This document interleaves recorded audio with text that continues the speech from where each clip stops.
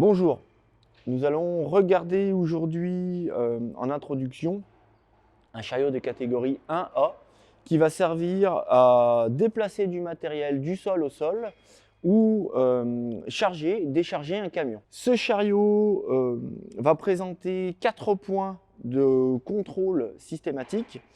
Le premier étant la mise en place ainsi que l'essai de la plaque de présence de l'homme mort. Cette plaque vient sécuriser le cariste qui doit rester à l'intérieur de la plaque et qui va mettre en plus son garde-corps s'il est présent pour éviter toute chute éventuelle latérale et qui va permettre aussi une position de contrôle et de confort supérieure si j'en avais pas. Je vais pouvoir utiliser cette plaque. Alors je vais d'abord allumer mon chariot. On entend le clac, ça veut dire qu'il est actif.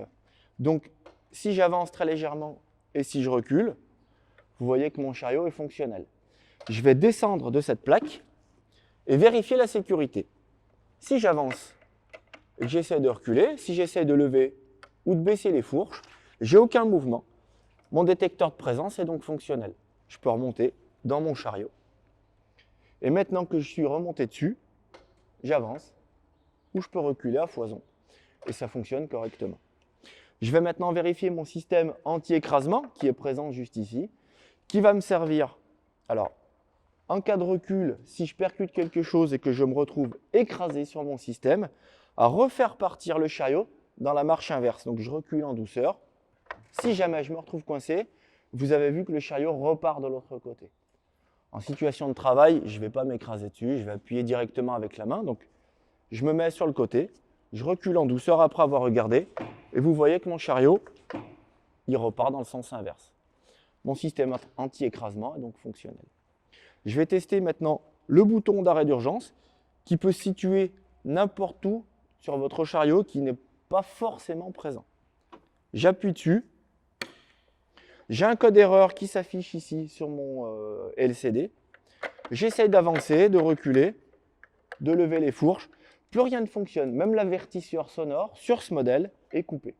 Ça veut dire que mon bouton d'arrêt d'urgence est fonctionnel. Donc, je le désactive. Sur ce modèle, il faut que j'éteigne mon chariot et que je le rallume dans l'intégralité. Je refais mon code opérateur.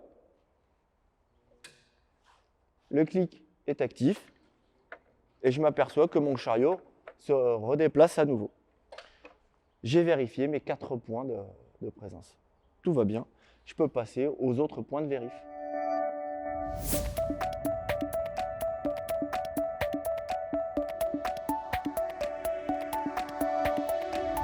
En point de vérification, je vais aller regarder lors de ma prise de poste l'état des fourches. Est-ce que mes fourches sont bien droites? Est-ce qu'elles n'ont pas de déformation? Est-ce que je n'ai pas de fissures, notamment au niveau des talons de fourche? Puisque c'est le talon de fourche qui va supporter l'intégralité de la masse des charges que vous allez mettre dessus.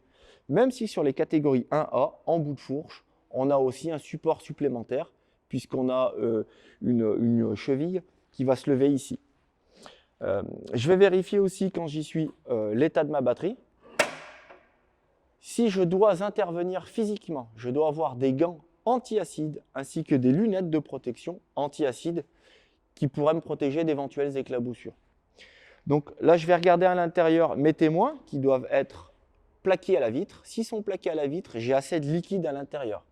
Si toutefois, ce n'est pas le cas, je vais recharger avec de l'eau déminéralisée, comme on pourra le voir au fond, là-bas, on est équipé. Je ne mets surtout pas de l'eau du robinet. Avec de l'eau déminéralisée, une fois que la batterie est rechargée à 100%. Et je vais faire en sorte que tous les témoins remontent sur les vitres. Si toutefois j'ai des bouchons comme ça se passait dans des motels de batterie plus anciens, je vais faire en sorte que le liquide, donc que l'acide, vienne toucher le bas du panier. C'est ce qu'on appelle être à fleur du panier. Je vérifie à l'intérieur que je n'ai pas de traces de corrosion, que tous mes câbles, alors que ce soit électrique ou mes câbles d'alimentation en eau, soient en bon état général.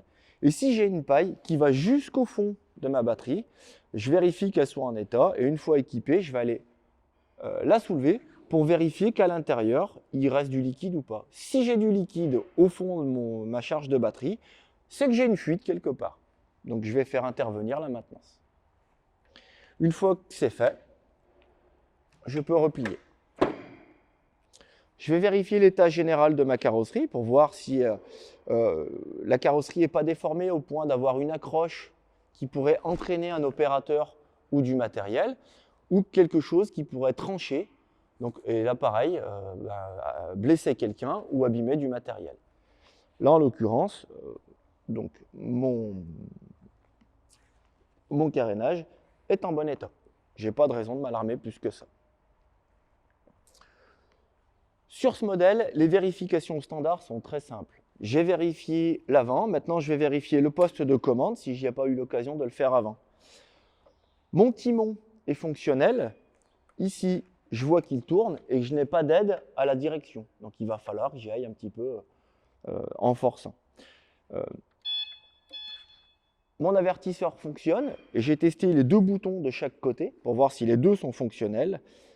Je vais lever mes fourches à fond,